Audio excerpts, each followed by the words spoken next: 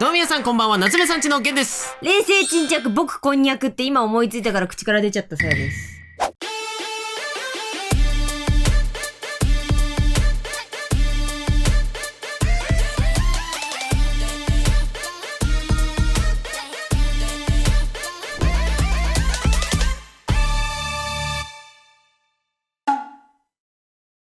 冷静沈着僕こんにゃく。気に入ってんじゃねえかよ。お前の地元はタイバンコク。語呂良きゃいいってもんじゃないのよ。ということで皆さんツイッターとコミュニティで実はちょっと募集してたんですけれども、たくさんの質問回答ありがとうございます。ありがとうございます。ありがとうございます。お礼にウィンクします。史上最大のブス顔さらされてたおかげさまでたくさんの質問が集まりまして、はい、1500から多分2000ぐらいはあったと思うんだけど、うちの地元の小学校の3校分ぐらいの全校生徒地元の小学校でしか例えられない。なんだまだちょっと生きてる世界が狭くて、ね、狭すぎんだろということで今回やっていく企画はこちら。でどん。特に大した謎はもうないけど3年ぶりの質問コーナー。謎ねー。ねえんだよな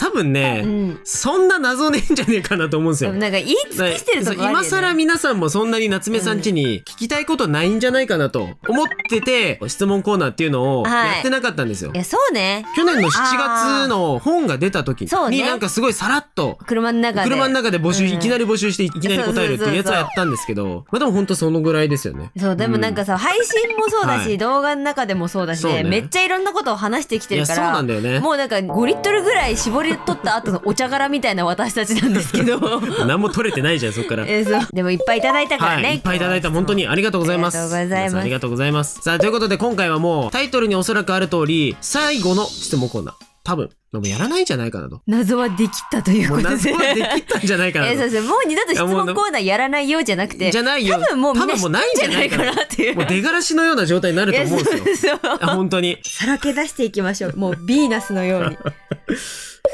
ふんじゃない。それではやっていこうと思います。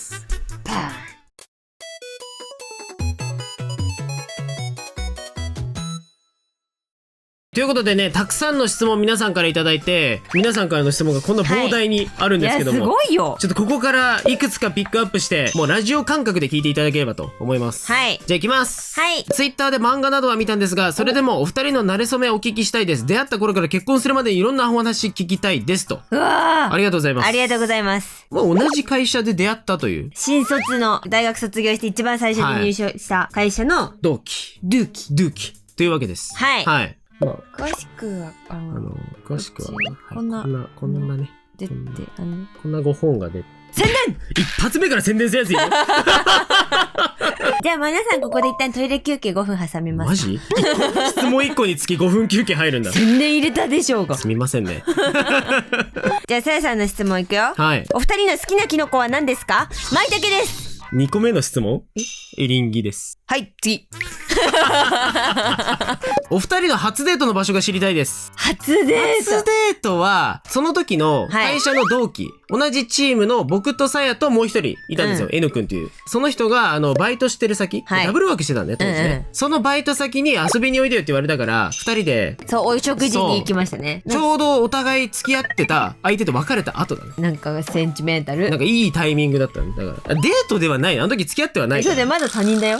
言い方よお互いのこれ直してほしいとこはありますか？さやはあるんですか？ないと。でもマジで朝起きない。元気さんの大事な奥さんが元気を貯めているのが許せないと何も言えねえじゃんもう起きないというか起きるんだけど、起きてからいやもうなんかエンジンがキュキュキュキュキュキュキュあとちょっとなのにね。キュキュキュキュキュキュキュでも俺もお前のはい行き倒れた靴下たちを見るとね、心がってなるよ。まあそんな感じですね。直してほしいとかまあそんなもんですよね。エンジンのかからない妻と靴下が行き倒れている夫です。これね、すごいよくいただくやつです。さやさんがよくゲンさんのことをピピちゃんって呼んでますが、なんでピピちゃんなのか教えてほしいです。それはこの宇宙が誕生する。戻んな、そんなこと46億でも戻んじゃねえよ。せいぜい3年くらいでいいんです。3年も歴史3年もいない。3年もなかったっけ？ 2年くらい。2年くらい？あれ本当？ 2年 ?1 いや3年ではあなた年取ってんだよ、ちゃんと。すごいこと言われた。嘘、もう私ピピ歴3年なの？ピピ歴多分3年ぐらいだと思う。嘘。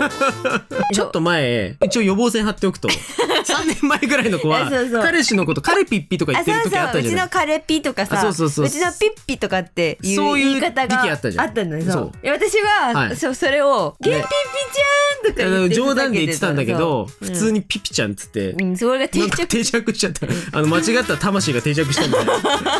で、そこからね、はピピちゃんから、ピピ吉とかや、ピピ吉、そうピピスケ、そうピピピチとか。そう。なんか派生してるんですけど。派生してる。さやのこともたまにピピチって言うんだよ。で、ピピチはあんたでしょうがっていつも。毎回切れる。そう。ちなみに、じゃめっちゃ弾けなきゃいけない。ピピチっていう。そう、そのピの破裂音大事なの。コロナ禍においては絶対に発音してはいけない。飛沫がすごい。そう、飛沫がすごいから。やめた方がいいだから言うの。気をつけて。ダイレクトマーケティングして。何の注意点？間違えたった。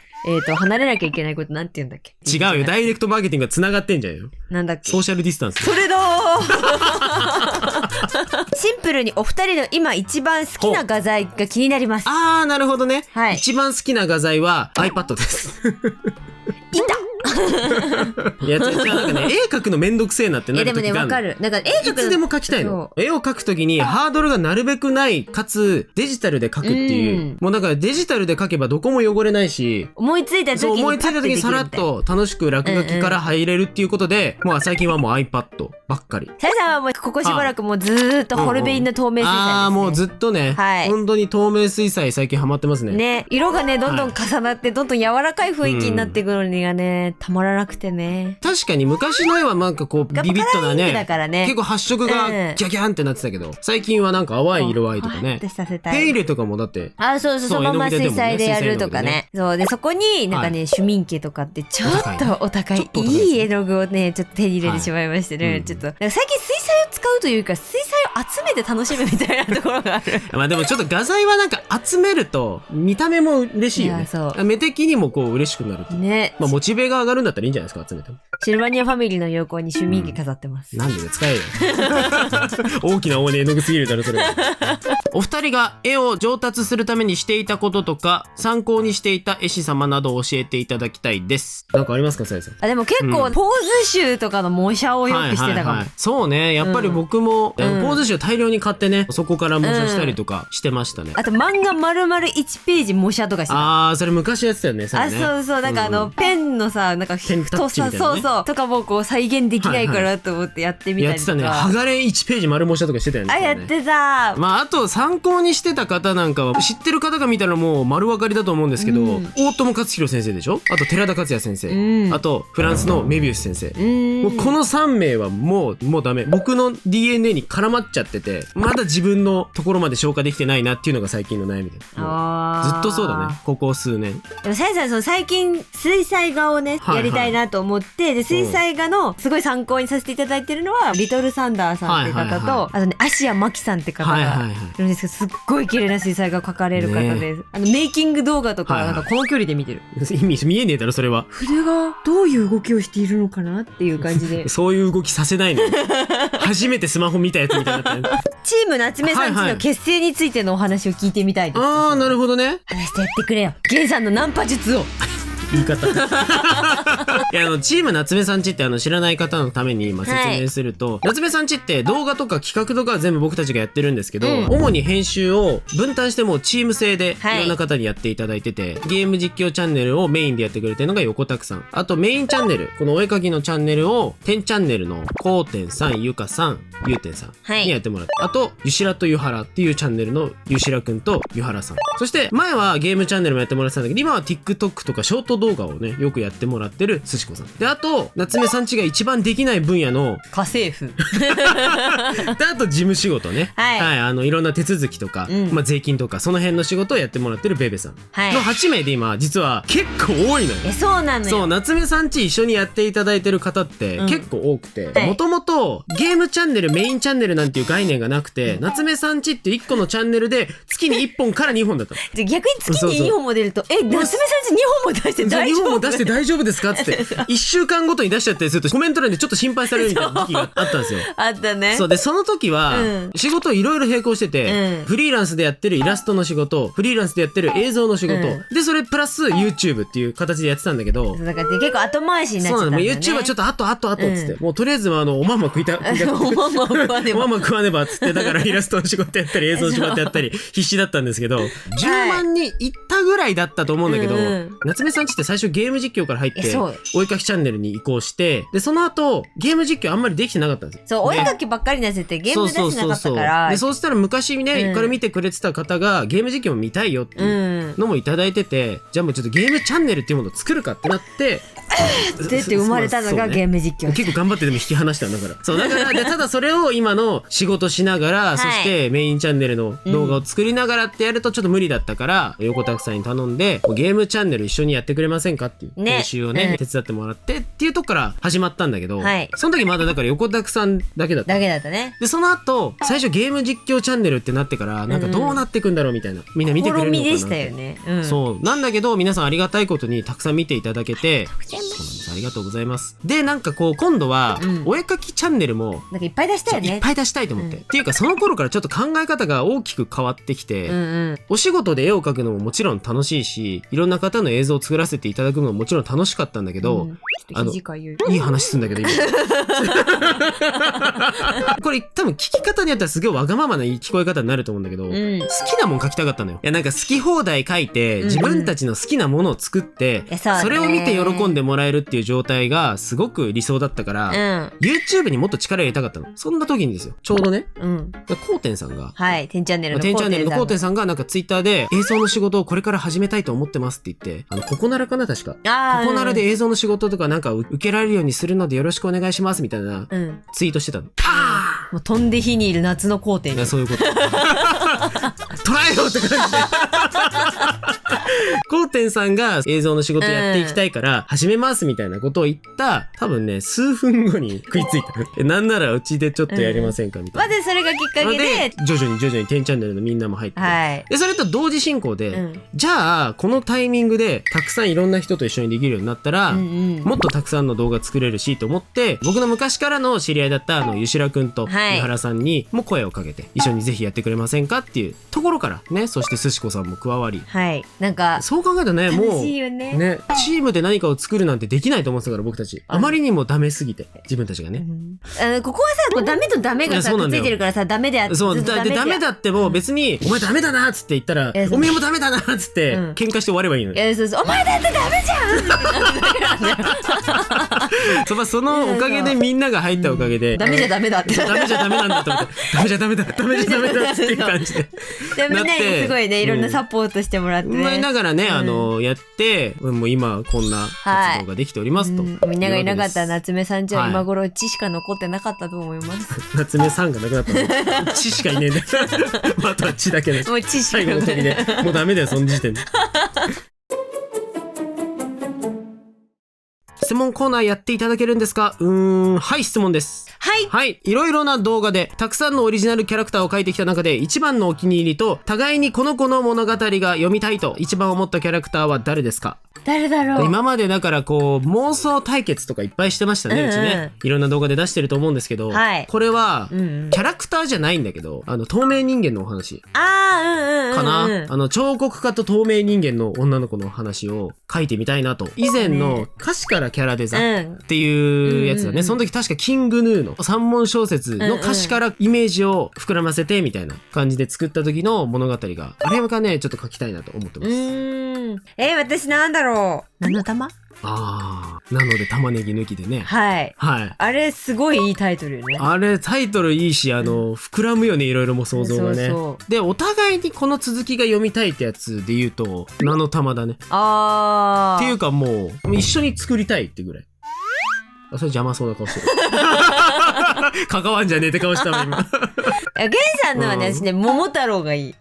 美談家の？そう、美談家。はいはい。昔話美談家で、ゲンさんがすんごい壮大な桃太郎を書いたね、少年漫画みたいな桃太郎ね。そうそう。あれをなんか続きというか、普通に作品で読みたい。確かに、あれを一個のね。そう。あれ多分書くんだったら20巻ぐらい必要だけど大丈夫？先生、応援してます。いい、ちょっと先生書きたいけど。先生なんで先生の先生に首もごうとする。なんかさやさんにすごい褒めてくれてるのがあるから選んでいいですか？そんな調子乗った感じでいくの、さやさん。自社さやさんのお肌がチュヤチュヤすぎて好きなので、メイクの何使ってるか教えてください。すごいなんか調子乗ってんな、さやさん。チュヤチュヤだ。そんなにんまりしちゃって。嬉しい。もうメガネあげちゃう。クマが隠れないからダメだ。ツヤツヤじゃなかった。なるほどね。でもさや肌綺麗よね、割と。本当に。もっとちょうだいじゃない。何それ？汚い。いつも使ってるやつだ。汚いからごめんね、引きにするわ。引きにしないでよ、こういう時普通は。シカペアリカバーってやつ使ってます。起きて、お顔洗って、スキンケアして、で、なんかね、100均で売ってる、なんかこう、スポンジみたいな。ふにふにしたやつね。それ使ってるやつ。使い捨ての化粧用のスポンジ。あれちょっと濡らして、これ顔にピピパパピってやった後に、そのスポンジでチッってやると、なんか結構いい感じになる。大丈夫？みんな質問ちゃんと答えた今。今日のメイクこれです。絶対に美容系 YouTuber にはならない。はい、お絵描きと関係ない質問なんですが、お洋服 GU ユニクロさん以外でお好きなブランドとかありますか？夫婦でアパレル業なので気になっておりました。そうね、ニコ&っていうブランドは2人とも好きで、貴重な外出たタイミングで、運よくニコ&がある雰囲気の場所に行くと、覗いたり。ニコ&あるって言って、喜んでニコ&行って、ニコ&だけ見て帰ってくる。そうね。あとは僕は、最近マジでずっとそれしか着てないんだけど、てかこれもだ、プラステっていうとこ。ゲさん好きね。すっげえ好き。ちょっと高いんだよね。でもなんかすごい、でもすげえいいやつなの。プラステのパーカー着たら他の会社のパーカー着れんくなって。スリスリでいいよね。そう。いやなんか形もいいし、着やすいし。ところでゲイさん今ズボンちゃんとしたの履いてんだ。履いてますよ。普段履いてねえみたいに言うの。さやさん下パジャマなんだけど。そういうこと？パジャマで一個ある。ほんとクソみたいなもん履いてる。だから皆さんに見せて。さやさんのイメージが。ないよそんなもん。大体ぐちゃぐちゃのイメージで。じゃあゲンさんこれ、私ゲンさんに聞きたいな、これ。ゲンさんに聞きたいことがあるの？いきます。キャラクターの設定を考えるとき、毎回似たような設定になってしまいます。少しでもそれぞれに個性を持たせたいとき、お二人ならどうしていますか？でも僕どっちかというと、同じ悩みだと思う。似た感じになっちゃう。結構僕似た感じというか、同じタイプのが好きだから、結構同じ感じになっちゃうけど。でもゲンさんってどっちかっていうとなんかこう、キャラクターより、なんていうの、その世界の設定にすごい個性があるイメージ。そうだね。だから、ちょっとひねった世界観が一個あったら、そこに普通の人を放り込むだけでなんか起きるじゃんっていう、っていうタイプの人間なんだけど、多分多くの漫画を描く方とか、編集者の方とかは、キャラから作れって言うんだよね。でも例えば、そいつが何が嫌いで、何を拒否するのかとか、そいつは何が好きだから何のために動くのかとか、そういうキャラクターで動かせっていうのが通説だと思うんだけど、僕それが苦手で、ドーンってなんかやばい状況を用意したところに、いろんなやつを通り込んでみて、一番なんか面白そうなやつを拾いたいみたいな。どっちかっていうとそういうタイプ。面白い。いや私ね、逆じゃない？私はキャラクターから作るんだけど、てか今もう絶賛今キャラクター作りに苦戦してるところなんですけども。座礁しそうになってね。そうこんなキャラいたら嫌だなと、こんなキャラいたら可愛いなとか、そういうのを全部まずね、箇条書きに質問みたいに作るの。そうで、じゃあこういうのはダメだってこう消去法してくる。その質問の中に登場してきた人をなんとかこう合わせてみたいな。面白。もう全然作り方違うんですね。いやなんか自分たちで感心しちゃってどうするの？まあ僕たちもね今ね絶賛漫画出版に向けて出版社の方といろいろ打ち合わせしながら動いてるんで、もう本当にその悩みはよくわかります。漫画だったらそうですし、例えば1枚のイラストだとしても、なんかそう設定を考えるときに環境から詰めてったら書かなきゃいけないなっていうのが逆算で出るかもしれないので。難しいんだけどね。もうう本当に苦しみ抜いている今。わかる。もうキャラクター作るの超苦手だもん。いや、僕も苦手ですよ。よく言うキャラクターが動くっていう状態に持っていくのってすごい大変なんだなって。うん、そう。キャラ設定とか迷った時、好きな漫画とか映画のキャラクターとかを、なんでこいつ好きになったんだろうっていうのを考えてみるといいかもしれない。で、あと逆に自分があんまり受け入れられなかった作品があったとして、なんで受け入れられなかったんだろうって考えるのが一番勉強になるかも。結構やるね。そう、僕たちも結構やる。世間からすごい人気だったのに自分たちに刺さんなかった時とか、あの時の悲しみかすごいよね。感覚がずれてるから、ってことはみんなに受け入れてもらえるものが書けないんだ、やばいっていう感覚になるから、じゃあ何しようみたいな。まあ夏目さんちも今現在進行形で漫画作ったりキャラクター作ったりを楽しく苦しんでるので、一緒に苦しみましょう。一緒に考えていきましょう。次。死ぬまでに絶対にこれだけはやってみたいということがあれば教えてほしいです。はい。早い。これ現在にも言ってないと思うんだけど。言ってないことあるんだ。トルコに旅行に行ってみたい。言ってねえわそれ。初めて聞いたわそれ。海外旅行に行きたい人なんですよ。いや、わかるよ。海外旅行には行きたいけど、私中国には何回か行ってるんだけど、中国以外行ったことないから、もう一回中国遊びに行ってもいいし、他の国も見たいんだけど、その中で一番行きたいなって思ってるのがトルコなのよ。なんでトルコ行きたい？文化もそうだし、綺麗だよねトルコね。そう建物とかさ、なんか装飾品とかすっごい好きだから。結構さやの描く絵ってさ、民族した柄とかさ、模様あるから、結構トルコってそのタイプの。お勉強したいなと思って。はい。僕はね、これは何回も言ってるかもしれない。映画撮りたいです僕は。言ってたね。映画館でちゃんと上映したい。そんで。おお。でそれはだってあれだもんね。出会った時から言ってるもんね。ずっと言ってる。だから僕は仕事頑張ってお金貯めて、自分で映画1本撮れるぐらいの予算をかけてちゃんと撮る。いいね。そんな感じです。はい。最近ハマっている夜に食べるおつまみや食べ物ありますか？夜に食べる。あんまりお酒最近飲んでなくて。でもおつまみっていうと絶対買うのが、スモークサーモン。買ってるね、スモサ。コンビニとかスーパーでスモサーとか言ってるやつがいたら我々です夜食べるのはね、スモークサーモンとあとね、アイス。映画見るときはアイスとスモークサーモン。食い合わせはある？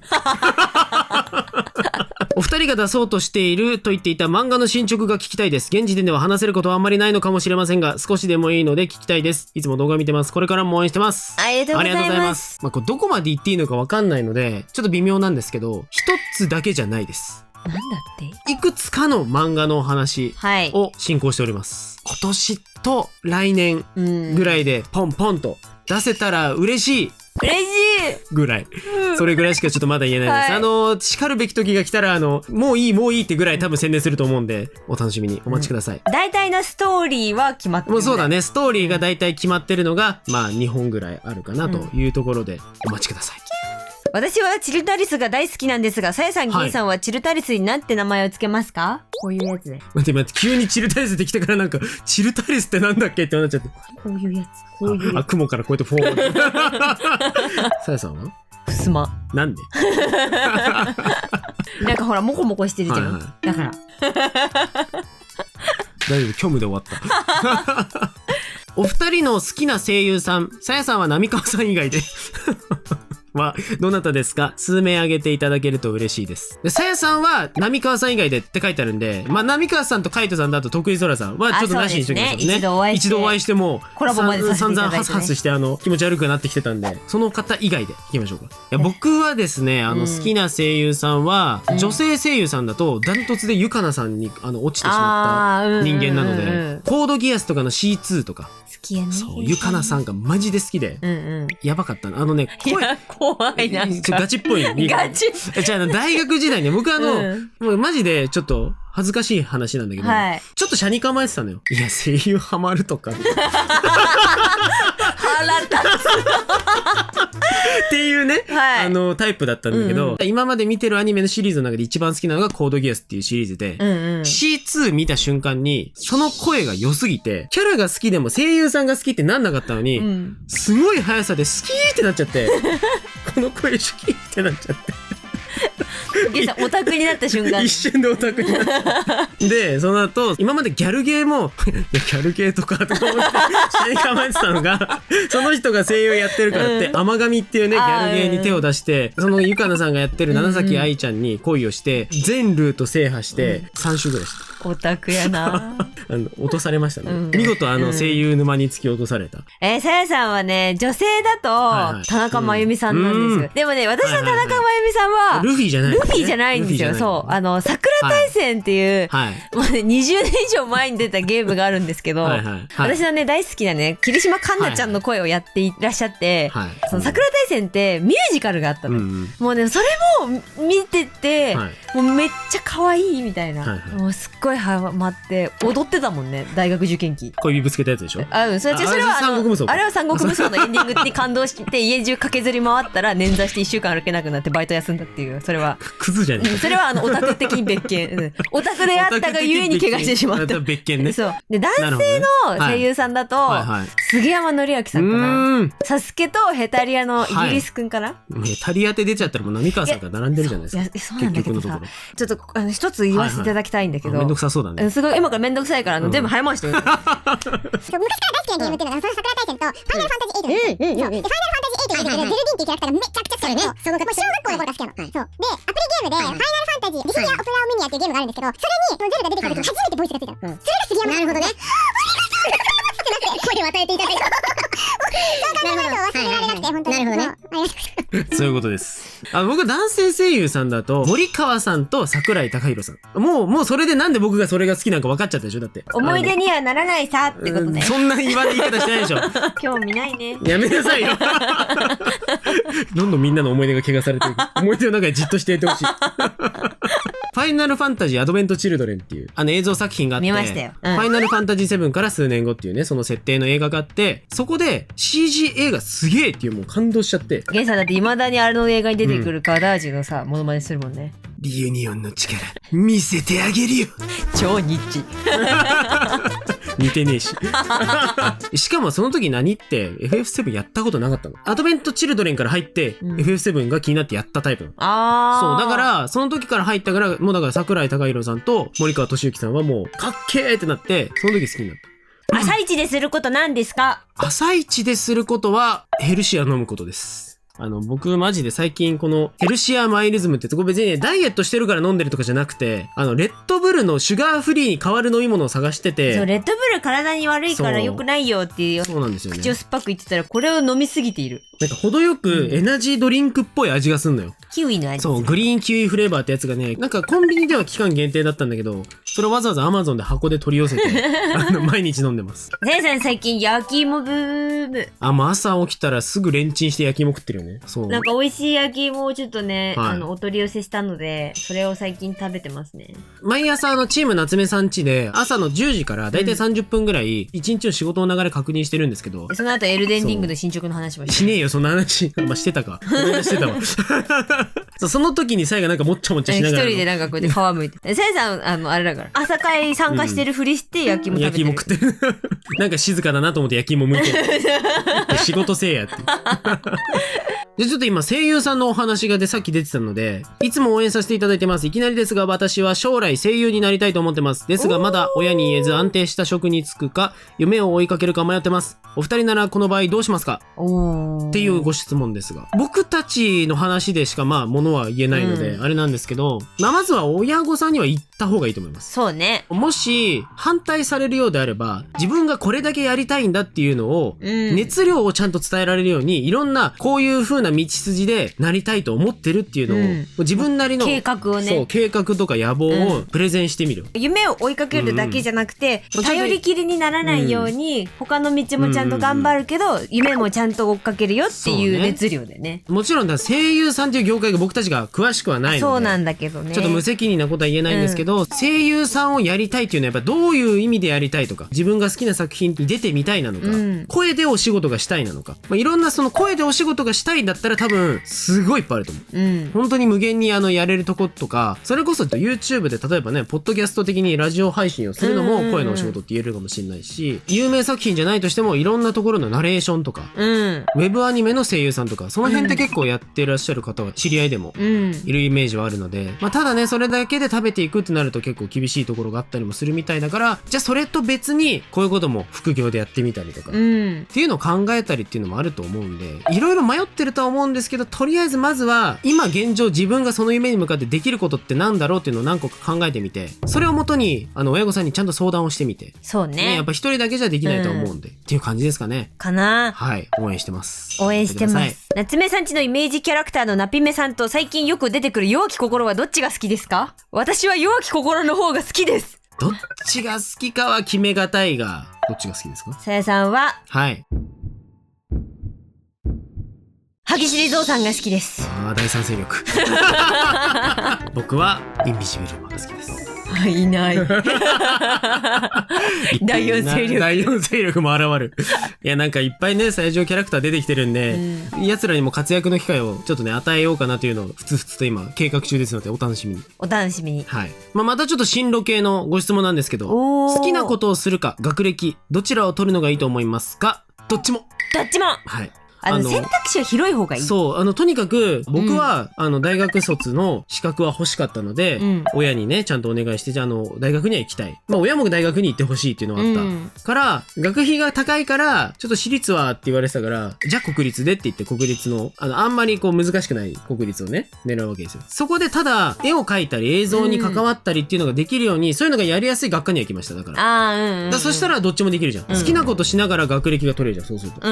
僕はそのどっちも両立したかったからどっちも行きました。さやもそんな感じかもしれない。でもそうだよね、さやもね。私は中国語学科に入ってたけど、実際大学でやってたことって、中国語勉強とかしてたけど、満研でずっと漫画描いてたし、そうね。だけど大学に行ってたから中国に留学行けたし、なんか何回も中国に行きたいっていう、なんかそういうきっかけもあったから、どっちかって決めないで、どっちも欲張っちゃう。どっちも欲張ってみましょう。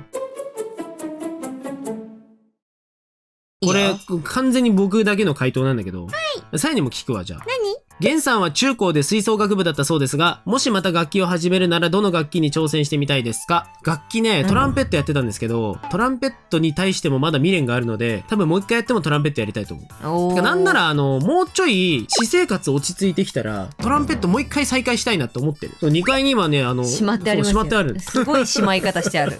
さやさん楽器やりたいってなったらさ、なんかある？音楽に縁のない人間だったから、楽器やりたいって言われた時に、そもそも楽器さっきリコーダー吹いたことあるよ、ちょっとだけねぐらいなんだよ。でもピアノが弾けたら素敵だなって思ったこと何度もある。でも僕も別の楽器って言ったら、うちの母親がピアニストだったんですけど、お母さんからピアノ習うのが嫌すぎてやめちゃったから、あれすげえ後悔してるね。今ずっと言ってるけど、なんで教わらなかったんだろうってずっと言ってる。ピアノ弾けたら今できる幅いろいろあったのにと思って。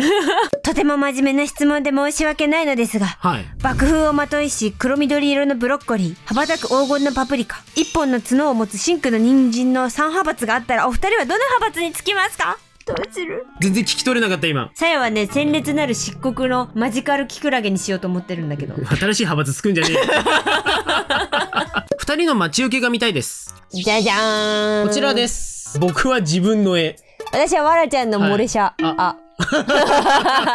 お二人でいろいろしてこられた中で一番楽しかった思い出は何ですか？一番？綺麗事みたいになってしまうんですけど、割と今リアルタイム一番楽しくないって思うの？そんなことない。さやぴと一緒にいる毎日が楽しいってこと？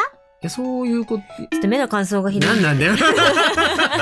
まあでも本当に毎日楽しいとは思ってるけどね。結婚する前に旅行に行ってたのがやっぱり。旅行ね。あんな感じでまた旅行に行きたいなって思う。最近ちょっとバタバタしててね。全然行ってない。さやさんはね、結構ね、現在のね、ドライブしてるの好きかも。話すこと以外やることないじゃん。言い方あんだろ。ドライブしてるとあれだよね。普段話さないこととかいっぱい話せるから。真面目な話もするし、なんかお前らその話何回すんねんっていう同じ話題を何回もするしね。わかる。だから映画の考察とかゲームの考察とか。この映画のあのシーンについての考察みたいな、なんかオタクみたいな話を何度も繰り返しできるっていう。気づいたら千葉県の端っこいたことあって。あるある。とりあえずなんかドライブ気ままに行こうっつって。なんか9時ぐらいに二人でなんか。ずーんと出発したんだけど、気づいたら千葉県の下の方にいて。帰ってきたら1時とかね。めちゃくちゃ走ってるじゃんって。あれ笑ったよね。すごい気づいたらめっちゃガソリン減ってるし。そうそう。まあでも本当にそんな感じで、これっていうのはない。ね。これっていうのはないっていうと急にネガティブなの。急に突き放すじゃんみたいな。急にネガティブ。まあなんかいろいろこれからも楽しくやりたいですね。やりましょうね。最近水彩に興味を持ち始めたのですが、どうしても色が濁ってしまったりして綺麗に仕上がりません。わかる。わかっちゃった。どうすれば綺麗で見栄えのいいイラストになりますか？これはさやさんですね。いやなんかね、濁っちゃう色っていうのをなんか把握しておくといいかもしれない。ああ、なるほど。例えばさ、なんか赤がまだ乾いてないうちに緑入れちゃうと汚くなっちゃうのよ。はいはい。そうそう。だけど赤塗った後に乾いてから緑とかちょっと差し色に入れたりとかすると綺麗に乗ったりするから、そういう組み合わせを試行錯誤でやるのが一番いいですね。よくコピック書いてる人とかもやるじゃないですか。やるね。コピックがどの色かっていうサンプルみたいに作ったりすると思うんだけど、それと同じ感じで水彩でもね、作ってみると。私もね、ちょっとまだ水彩を始めてまだ1、2年なんで、ちょっとあんまり言えないんですけど、一つすごくお伝えしたいのが、絵の具は100均でもいいんで、画用紙だけはいいのを使ってほしい。なるほどね。逆なんだ。絵の具は、まあ、にじみ方とか、発色だったりとか、そうそうそう、粉っぽく残っちゃうとか、まあ、あるとは思うんだけど、でも画用紙がいいと結構絵になるので、綺麗に滲んでくれたりするので。でも、本当にあれだもんね。だって、それこそ極端な話、80年前の絵の具で、描いたやつもあれいいやつに。あれは私が、気に入ってる画用紙にやったので。発色よく出たもんね。まあ、あれは80年前の絵の具の発色が良かったのか、画用紙が良かったのかは定かではないんだけど。だけどそう、水彩やる方はなんか工作とかに使う画用紙とかじゃなくて、水彩紙ってやつを使って絵描いてもらうと、違いがわかると思う。見えてしまう。あともう一個はあれだね。水彩画家さんのメイキング動画見て、どんな筆使ってるのとか、水彩画ってすごくね、設計図が必要なんだよね。何を順番に描いていくのかとか、頭の中で組み立てて描いていかないと汚くなっちゃうから。混ざってっちゃうからね。そうそう、そういうのもそのメイキングとかで注目して見るといいかなって思います。なるほど。私も目下それ中です。一緒に頑張りましょう。一緒に頑張りましょう。スランプなどでもう絵を描きたくないと思ったタイミングはありましたか？そしてその時どうやって乗り切りましたか？いっぱいある、いっぱいある、ありすぎて思い出せない。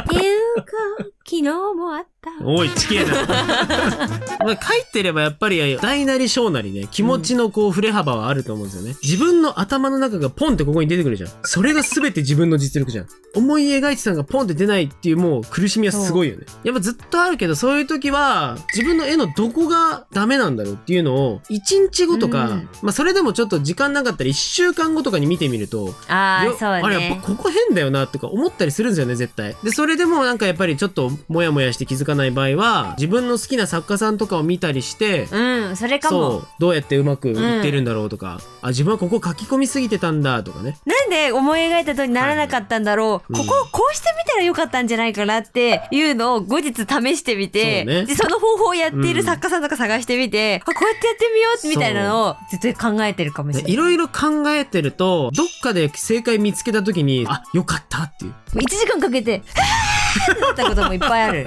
いやでも本当にそういうのの連続ではあるけど、やっぱりいいもん書けたなっていう時はやっぱね、いい気持ちになるので、その書きたくないでやめちゃうっていう風にならないように、そうだね。やっぱり息抜きをほどほどにしつつ、本当にもう無理だったらやんない方がいいんですよ。お休み。やりたくなる瞬間が来るまで放置してもいいし。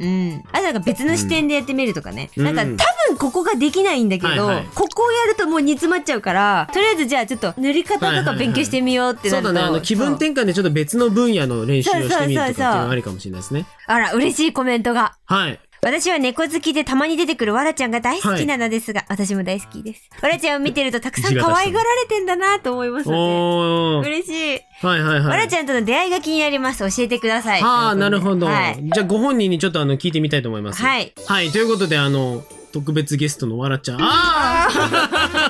他の質問も同時にお答えすると。そうだね。わらちゃんは、オスですね。はい。男の子の今8歳です。私がね、大学生の時にね、学校に行く途中に、草っぱらに濡れた子猫が3匹放置されてて、保護して、あとの2匹は別の方に引き取っていただいて、で、わらちゃんだけうちに来たということで、それからもう8年も経って、今年で9歳ですね。そろそろおじいちゃんなんだけど、おじいちゃん猫になってきつつある。家の中駆けずり回ってまだ元気いっぱいかけてますね。でカーテンにしがみついたりとかしてます。カーテンにカッてなってる。はい。まあということで、もうすぐ2時間すごい。収録してますが、配信とかでまたちょっとせっかくいただいた質問なので、そうね回答していければなと思いますので、皆さんこれからも夏目さんちをよろしくお願いします。どうぞよろしくお願いします。よろしくお願いします。ということで皆さんこれからもよろしくお願いします。あー、ごめんごめんごめん。ご飯が欲しいご飯。